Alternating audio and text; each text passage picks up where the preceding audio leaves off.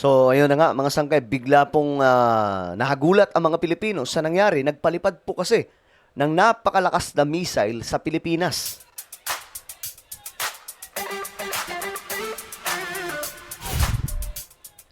So, mga sangkay, ayun nga po, nabulabog yung buong bansa, no? Matapos po magpalipad ng isang pambihirang missile sa Pilipinas na kayang umabot hanggang sa dulo ng ating bansa. Grabe itong nangyari mga sangkay, pag-usapan po natin. Anyway, bago tayo mag-umpisa, sa mga hindi pa po dyan nakakapag-subscribe, makikita nyo po yung subscribe button sa baba ng video na to. I-click nyo lamang po yung subscribe, i-click ang bell, at i-click nyo po yung all. Sa mga nanonood po sa Facebook, i-follow nyo po yung ating Facebook page. So ito yun mga sangkay. Ito yung kumakalat ngayon na video. Pinasa din po ito sa akin mga sangkay. Na ayun nga po, nagulat nga din po yung kaibigan po natin, tropa natin. Lakas pala ng missile na yun. Kasi sobrang layo ng nilapagan nun. O mga sangkay yung target.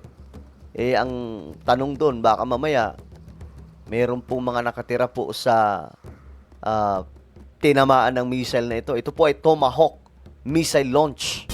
Nanindigan ng Philippine Army na ligtas ang ginagawa nilang pagpaputok ng Tomahawk missile sa edisyong ito ng balikatan exercises sa gitna ng alinlangan ng ilang grupo na may dalayang panganib. Narito ang frontline report.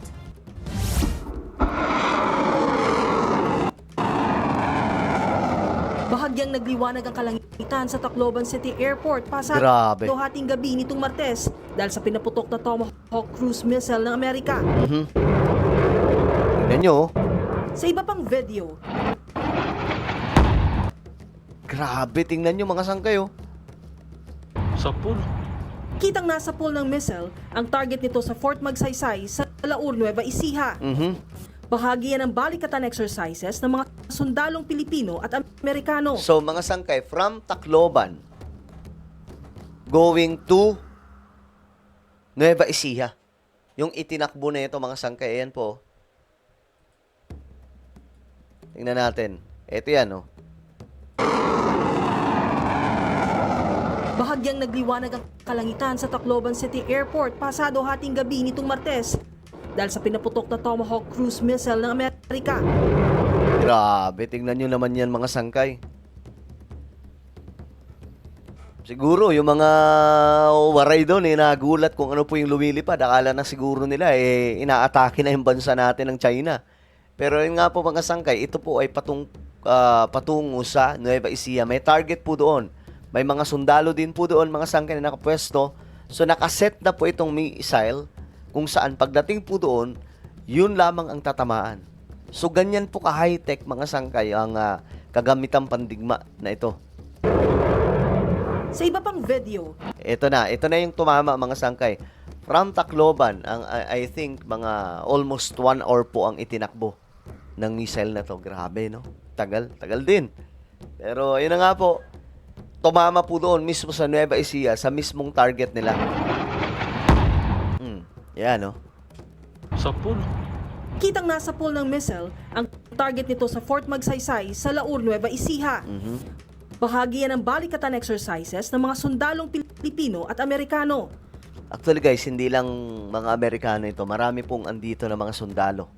Kung hindi po ako nagkakamali, 7 bansa po ito na nagkalat sa buong sa buong Pilipinas na nagsama-sama po dito sa ating bansa. Ayon kay Balikatan Exercises spokesperson, Colonel Dennis Hernandez. Mula sa Tacloban, Leyte, Yan oh. Grabe yung layang target mga sangkayo. ay pinadaan sa eastern seaboard ng bansa ang missile patungong Laor, Nueva Ecija. Nasa 630 kilometro ang layo niyan. Ibig sabihin, kung ipapwesto malapit sa dagat, ay maaari itong makapunterya ng anumang sasakyang pandagat na daan-daang kilometro ang layo. Ito ang unang beses sa kasaysayan ng balikatan exercises ng Pilipinas at Amerika na may pinaputok na Tomahawk missile. Okay, first time po ito mga sangkay na nangyari sa ating bansa. Pinalipad ito sa pamamagitan ng Typhoon missile system ng Amerika na unang beses ginamit mula nang i-deploy ito sa bansa noong 2024. Grabe. Improvement yan para sa AFP. Yan yung missile system mga sangkay na kinakatakutan ng China.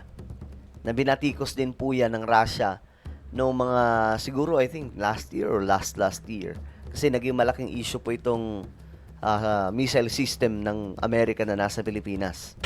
Pero gitang koalisyong makabayan, nalagay sa alanganin ng kaligtasan ng mga Pilipino dahil sa missile. Dapat din daw itong tuligsain, lalo't ito rin anila ang ginamit sa pambubomba ng Amerika sa Iran. Naghahindi ng resolusyon ang makabayan block sa Kamara. Ayan na naman sila. Sila na naman mga sangkay. Ano to tawag ko dyan, makatutol, hindi makabayan Pambihira. Pero wala silang magagawa dyan. Para kundinahin ang missile launch. Pero pagtitiyak ng AFP, ligtas ang pagpapaputok ng missile. We do exercise yung mga other safety measures such as Maganda to mga sangkay gamitin sa mga yung mga nasa bundok na may yung mga nag-aaklas. Yung mga nangre-recruit na mga kabataan, 'di ba? Maganda magamit 'yan sa mga kampo nila para talagang kasi ganyan po ka-high-tech, hindi na kailangan sumugod doon ng mga sundalo bigla na lang may babagsak na ganun. requesting clearances from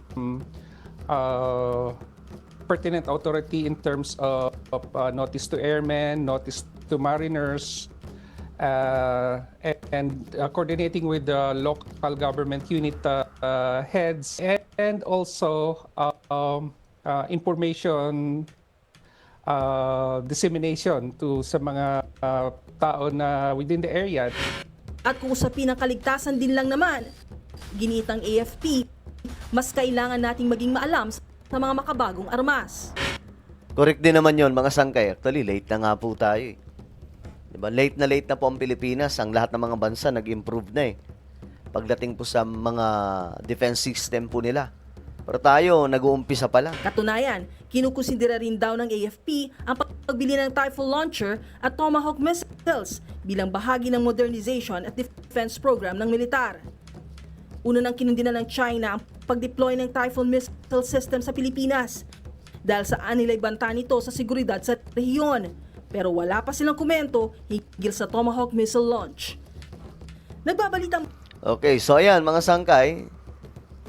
Ang nagkagulo po kaya nagkaroon po ng medyo nagkagulutan ano po yung pinalipad na yun mga sangkay. But again, yun po ay missile system. Ito po ay Tomahawk missile na ginamit sa balikatan exercise. So walang dapat pong ikatakot mga sangkay dahil ito po ay pinag-aaralan po nila mga sangkay just in case merong pananakop sa Pilipinas.